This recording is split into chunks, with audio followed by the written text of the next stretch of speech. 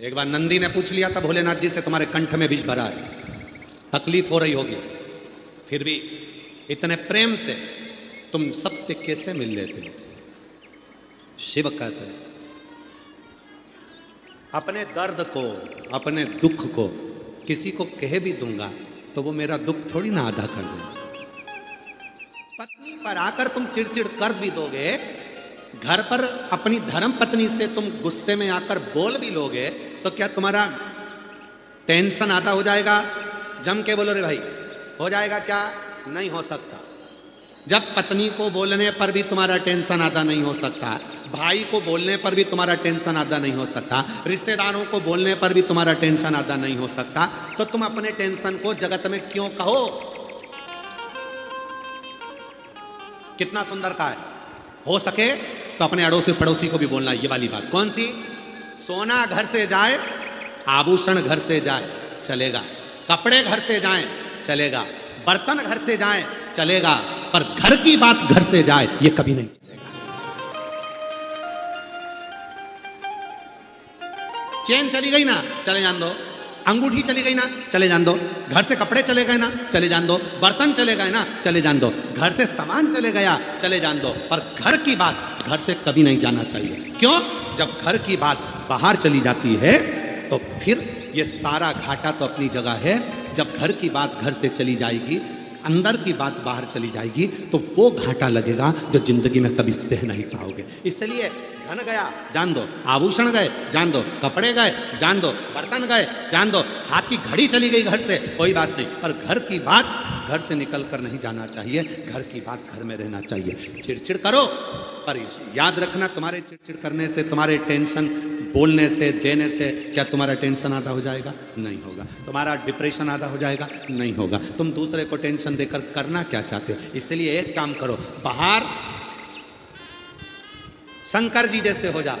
कंठ में विष है पर मस्तक पर गंगा है, इसलिए मुस्कुराकर चलते हैं।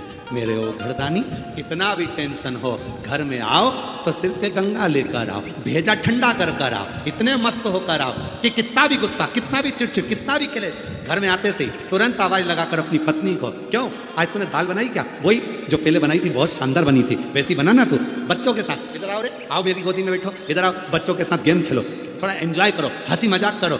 मालूम पड़े दुकान से आए, ऑफिस से आए और मुसद्दी लाल जैसे बैठ गए।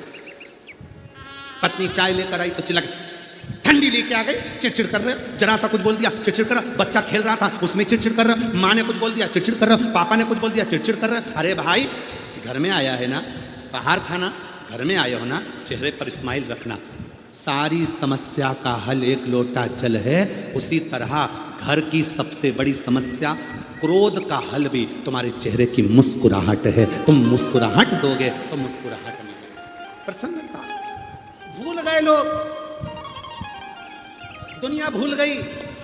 आजकल लोग बंदर से कहते हैं दांत दिखा, और घर में खुद नहीं दिखा पाता। घूमने के लिए अयोध्या गए, चित्रकूट गए, यहां गए, वहां गए, ब्रज गए, और बंदर से कराए दांत दिखा, बिस्कुट दे, दांत दिखा। बंदर भी मन में सोचता है काय को दिखाऊं, तू तेरे घर में दिखा था। घर में तो मुसद्दी लाल जैसा रहता हूं, एकदम अकड़ में, गुस्से में, चिड़चिड़ कर, क्रोध कर, अपशब्द बोलकर। प्रेम से अगर तू घर में दांत दिखा सकता है तो फिर मैं भी तुझे दांत दिखा सकता हूं। प्रेम। शिव को क्या चाहिए? भगवान शंकर को क्या चाहिए? 13 जून को पुरुषोत्तम मास, अधिक मास की शिवरात्रि है, 3 साल में एक बार पड़ती है। उसका ऑनलाइन अभिषेक शाम को 7 बजे आस्था चैनल पर आप सब अपने अपने घर में मिट्टी का शिवलिंग बनाकर, पार्थिव शिवलिंग बनाकर तैयार रखना। शाम को पूजन करने बैठेंगे। शिव को क्या चाहिए?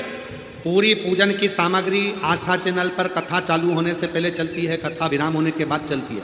उस पूरी सामग्री में देखना कि कहीं पर भी धन खर्च होने का सामान शंकर को नहीं चाहिए। चावल के दाने 11 तुम्हारे घर में, समी का पत्ता तुम्हारे घर में, बेलपत्र का पत्ता घर में है, कनेर का फूल घर में है। जो सामग्री, थोड़ा सा कच्चा दूध, 1 चम्मच 2 चम्मच, थोड़ा सा उसमें शक्कर या गुड़ मिला हुआ तुम्हारे घर में। ज़्यादा शिव जी को कुछ नहीं चाहिए, बस हृदय से प्रेम देना शंकर जी को प्रारंभ करो। शिव जी तुम्हें दुनिया का सारा भंडार भरना प्रारंभ कर देंगे। तुम प्रेम नहीं दे,